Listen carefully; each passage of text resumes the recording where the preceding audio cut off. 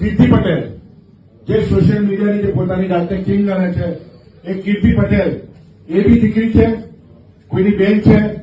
હું કીર્તિબેનને કહેવા માંગુ છું આ મંચ ઉપરથી કે બેન, તમે તમારો ફોલોઅર્સ વધારવા માટે જે સોશિયલ મીડિયા ઉપર વિડીયો બનાવવા. નમસ્કાર દોસ્તો, વિડીયોમાં તમારું સ્વાગત છે. અને મિત્રો, તમે જોઈ શકો છો કે આ વિડીયોમાં એક ભાઈ છે રાજપૂત સમાજના, તે કીર્તિ પટેલને કહી રહ્યા છે કે બેન, તમે તમારા ફોલોઅર્સ વધારવા માટે તમે અમારા સમાજના પદ્મનીબા બેન માટે ઉપર મોટા આવા શબ્દો ન વાપરો. ત્યારે મિત્રો, તમે તમને વિડીયો છેલ્લે સુધી બતાવજો ત્યારે શું છે આ સમગ્ર ઘટના તેની વાત કરીએ તો મિત્રો, જ્યારે પરસોત્તમભાઈ રૂપાલાએ એક નિવેદન આપ્યું છે, ત્યારબાદ પદ્મનીબા રાજપૂત કે જેઓ હાલમાં જે પરસોત્તમભાઈ રૂપાલાની સામે તેમણે આંદોલન છેડ્યું છે અને આંદોલનને જેમ જેમ આગળ વધતી ગઈ છે ત્યારે વચ્ચે કીર્તિબેન પટેલની એન્ટ્રી થઈ છે. અને કીર્તિબેન પટેલ થોડાક દિવસો જ પહેલાં તેમનો વિડીયો બનાવ્યો હતો અને ત્યારબાદ હવે રાજપૂત સમાજના જે આ ભાઈ છે તેમણે હવે એ આગળ આવ્યા છે અને કીર્તિ પટેલને કહી રહ્યા છે કે તમે તમારા ફોલોઅર્સ વધારવા માટે તમે આવું ન કરી શકો અને તમે અમારા બેન દીકરીઓ સામે આવી રીતે ન બોલી શકો. ત્યારે મિત્રો, તમને શું લાગે છે કે જે આ કીર્તિ પટેલનો જે અને પરસોત્તમભાઈ રૂપાલાનો અને આ પદ્મનીબેન વાળાનો જે સમગ્ર ઘટના છે તેના વિશે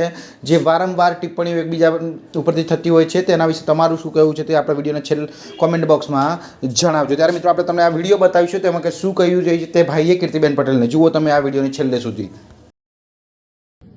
જે સોશિયલ મીડિયાની જે પોતાની જાતને કિંગ ગણે છે એ કીર્તિ પટેલ એ બી દીકરી છે, કોઈની બેન છે.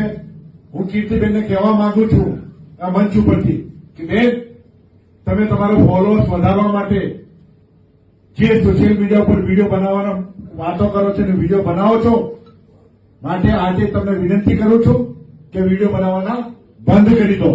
આ ક્ષત્રિયની અસ્મિતાની વાત છે. આજ પછી ક્યારે તમે ક્ષત્રિય સમાજની માતા બહેનો વિશે મજાક કરતો વિડીયો બનાવતા નહીં. અને અગર જો એના પછી પણ તમે તમારી રીતે તમે વિડીયો બનાવતા રહેશો, બેન, ફોલોઅર્સ તમને બહુ મળી જશે. અગર જો આજ પછી આ મારો વિડીયો તમને કહું છું કે આજ પછી તમને વિનંતી કરું છું અત્યારે કે તમે વિડીયો બનાવવાના બંધ કરી દો. આ સ્ટેજ પરથી કહી રહ્યો છું.